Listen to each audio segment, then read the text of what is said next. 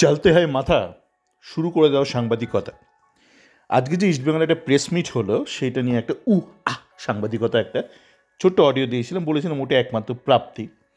তারও একটা ঘটনা আমার নজরে এড়িয়ে গিয়েছিল, যেটা আমি পরবর্তীকালে বিভিন্ন সংবাদ মাধ্যমে দেখতে দেখতে মাথায় এলো। চলতে হয় মাথা, শুরু করে দাও সাংবাদিকতা। আজকে সাংবাদিক সম্মেলনে কেউ একজন নিতুকে বলেছিল যে একটা মিউচুয়াল পার্টিশন হয়ে গেছে সন্দীপ নন্দীর সাথে ইস্টবেঙ্গলে। তো নিতু বলছে না, তো ব্যাপারটা তো জানি না। তখন তারা আবার বলছে না, এই যে ইমামি ইস্টবেঙ্গলের পেজ থেকে পোস্ট করেছে। হ্যাঁ, এটা পোস্ট করেছিল, সেইটা নিয়ে আবার অনেক সাংবাদিক তারা আবার ওটা স্ক্রিনশট দিয়েছে। দেখুন,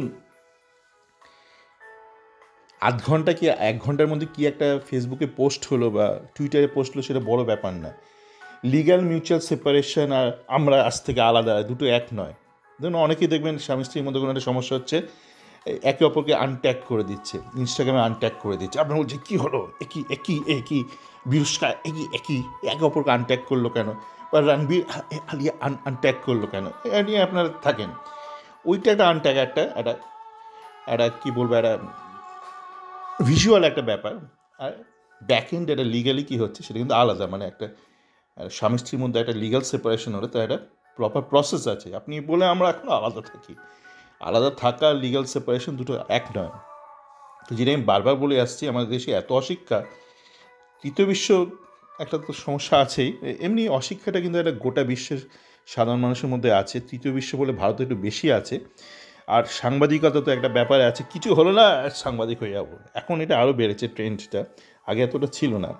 একটু পদের মানুষ সাংবাদিকতায় আসতো, এখন যার কোনো গতি নাই তার জন্য সাংবাদিকতা ভাই।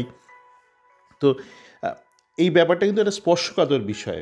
এই যে একটা কোম্পানি, একটা ইন্ডিয়ান রেজিস্টার্ড কোম্পানি, তো মানে ইমামি ইস্ট বেঙ্গল তো আপনার বাড়ির কোম্পানি নয়, আপনার এই ঢপের চপ কোনো মানে পাড়ার ক্লাবও নয়। এটা একটা রেজিস্টার্ড কোম্পানি, যেটা ইন্ডিয়ান লেবার লজ অনুযায়ী চলছে। সেখানে বিভিন্ন ব্যক্তি আছে, কর্মী আছে, বোর্ড অফ ডিরেক্টরস আছে, সেই কর্মীদের মধ্যে অস্কার আছে, সন্দীপ নন্দী আছে, সিন্টোবাবুও আছেন। তো ঘটনা হলো যে একটা ওয়ার্কপ্লেস হ্যারাসমেন্ট হয়েছে, সেটা এখন কোন দিকে অগ্রসর হবে আমরা জানি না। যেমন নিতু বলেছে যে সন্দীপ নন্দী যদি রিটেন একটা কিছু লেখে তাহলে তা ইনভেস্টিগেট করতে বাধ্য হবে। তো ঘটনা হচ্ছে, এই ধরনের স্পর্শকাতর বিষয়ে এই মিউচুয়াল সেপারেশন ব্যাপারটা কিন্তু অতটা সহজ নয়। ওর একটা কন্ট্রাক্ট রয়েছে, সে কন্ট্রাক্টে কি শসা টমেটোকে চলে যায়, এরকম তো ব্যাপার নয়। ধরুন একটা কন্ট্রাক্ট আছে, কন্ট্রাক্টে কি টার্মস রয়েছে, সেপারেশনের টার্মস, তাতে কত কম্পেনসেশন হবে, এই ব্যাপারগুলো যতক্ষণ হচ্ছে। সুতরাং নিতু ভুল কিছু বলেনি এই বিষয়ে। আপনারা অনেক সময় বলে নিতু ভুল বলেছে, যেমন নিতু নিজেও জানে না কখন ভুল বলে। যেমন দিয়ামন্টাকাসের ক্ষেত্রে হয়েছিল, ওকে আগে থেকে ওর থেকে অনুমতি নিয়ে রেখেছিল, পরবর্তীকালে সেই অনুমতির ভিত্তিতে ওকে রিলিজ করেছিল। নিতু একটা লুজ বলে দিয়েছিল, আমি জানলাম না কবে চলে গেল তোমার জানার কথা নয়। As a board of director তোমার অ্যাপ্রুভাল অলরেডি ইন অ্যাডভান্স নিয়ে রেখেছিল। সেই লুজ কথাটা নিয়ে এই চলতে হয় মানসিকতা, চলতে হয় মাথা, শুরু করে দেওয়ার সাংবাদিকতা। এই সাংবাদিকরা তখন ওটা নিয়ে ট্রোল শুরু করেছিল, এখনও ট্রোল চলছে। আপনি তো জানতেন না কখন চলে যায়, নিতু নিজেও জানে না যে ওইটা ঠিক মানে বেঠিক কিছু বলেনি। আর এই যে এখন এইটা যে লিগাল সেপারেশনটা কিন্তু হয়নি সন্দীপ নন্দীর সাথে।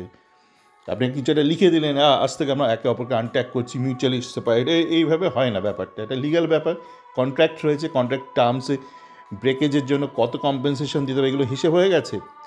ফুল অ্যান্ড ফাইনাল সেটেলমেন্ট কি হয়ে গেছে? যতক্ষণ হয়নি এগুলো হয় না। কোন আলফাল কেউ ছিল ওদিকে, যেমন রতন আছে, আমাদের কোনো একটা ঘেঁচু ফেঁচু কেউ আছে, এটা লিখে দিল আলটপকা কিছু। যেমন দেখলেন একটা ফানুসের ছবি দিয়ে দিল। এতটা অশিক্ষিত এরা, মিডিয়া, ইস্টবেঙ্গল মিডিয়া।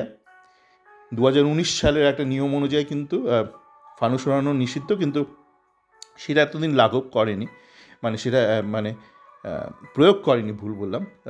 এখন কিন্তু কালী পুজোর পূর্বে কিন্তু কমিশনার অফ পুলিশ থেকে এটা নিয়মটা কার্যকর করেছে।